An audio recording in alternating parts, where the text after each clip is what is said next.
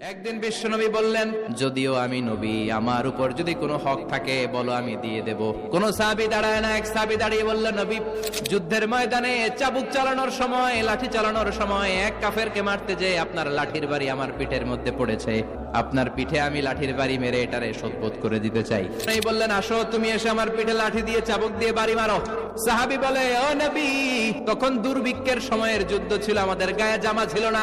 আপনি যদি যথা নিয়মে কেসাসটা আদায় করতে চান, আপনার জামাটা খুলেন, খালি পিঠের মধ্যে বাড়িটা মার। এবার আর ওমরে ফারুককে ধরে কে?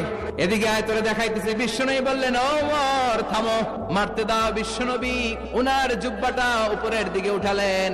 ওই সাহাবী বিশ্বনবীকে পিছন দিক থেকে জড়িয়ে ধরে ওই মোহরে নবুয়তের মধ্যে চুমু দিয়ে ফেলেছে। সাহাবী বললেন, নবী গো, এই নাটক করার জন্য আপনি আমারে মাফ করে দিয়েন।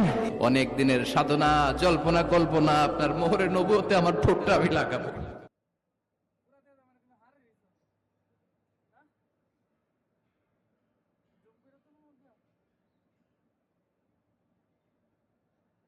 তুমি ঠিক কইছো, মোটো হইলে তো জীবন হলো না।